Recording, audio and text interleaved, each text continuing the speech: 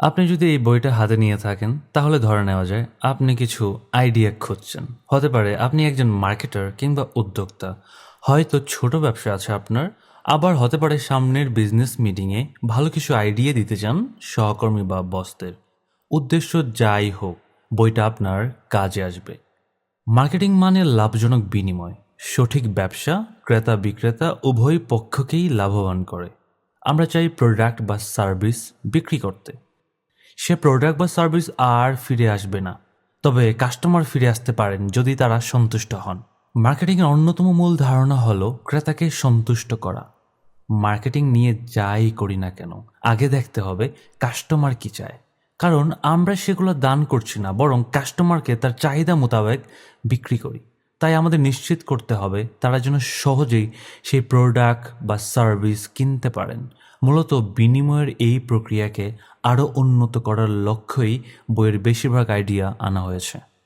Marketing অনেক গভীর বিষয়। কর্মীদের কাজের পরিবেশ ভালো রাখা এবং প্রতিষ্ঠানের কর্তা এবং কর্মীর মাঝে বিনিময়টা যেন উভয় পক্ষের জন্য লাভজনক হয় তা লক্ষ্য রাখাও মার্কেটিংয়ের অংশ।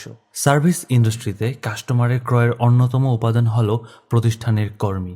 রেস্টুরেন্টের শেফ, ওয়েটার, সেলুনের নাপিত, ইনস্ট্রাক্টর সবাই গুরুত্বপূর্ণ। তাই বইয়ের কিছু আইডিয়া আছে ইন্টারনাল মার্কেটিং নিয়ে। কর্মীদের থেকে যথাযথভাবে কাজ বের করে আনা উন্নতির অন্যতম সোপান। এটা মার্কেটিংয়ের কোনো পাঠ্য বই নয়, অমন পাঠ্য বই অনেক আছে। মার্কেটার হয়ে থাকলে হয়তো কিছু বই ইতিমধ্যে পড়েও ফেলছেন।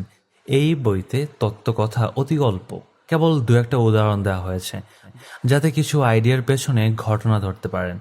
বইটার উদ্দেশ্য আইডিয়ার কিছু ঝলক দেখানো।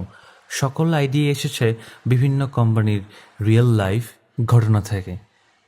কোনো কোম্পানি বড়, কোনটা ছোট, কোনটা সার্ভিস নিয়ে কাজ করে, কোনটা সরাসরি প্রোডাক্ট নিয়ে বিক্রি করে। কিছু ক্ষেত্রে বইয়ের আইডিয়া সরাসরি গ্রহণ করে নিজের ব্যবসায় প্রয়োগ করতে পারবেন, আবার কিছু ক্ষেত্রে কেবল আইডিয়াটা বুঝে নিজের মতো মডিফাই করে নিতে হবে। কোন ক্ষেত্রে ক্রিয়েটিভ আইডিয়ার চমৎকারিত্ব বুঝতে পারবেন, ফলে নিজেই পারবেন নতুন নতুন আইডিয়া বের করতে। আইডিয়াগুলো বেশিরভাগও নেওয়া হয়েছে বিভিন্ন কোম্পানির নিজস্ব ওয়েবসাইট কিংবা প্রকাশিত খবর থেকে। কিছু নেওয়া হয়েছে বাস্তব অভিজ্ঞতা থেকে। চোখটা খোলা রাখলে দেখবেন আশেপাশে কত রকমের মার্কেটিং চলে। সৃজনশীল মার্কেটিং প্রয়োগ করলে খেলায় জিতবেন আপনি। ভালো মার্কেটিং মানেই সৃজনশীল হওয়া। প্রায় প্রত্যেক সফল কোম্পানি নিজস্ব ইউনিক সেলিং প্রপোজিশন ইউএসপি তৈরি করে।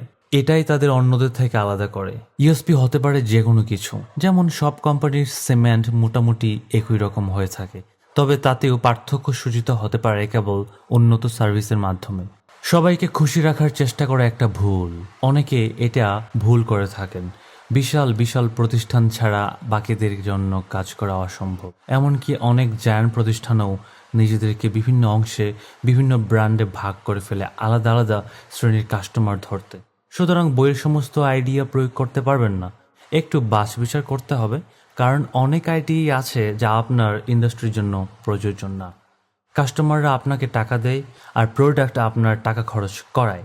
তাই কাস্টমারের প্রয়োজনের দিকে মনোযোগ দিন। ক্রেতা ছাড়া ব্যবসা হবে না।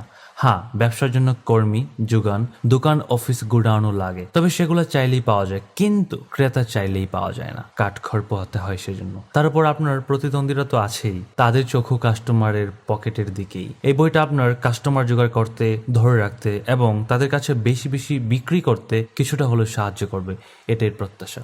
Gym blithe.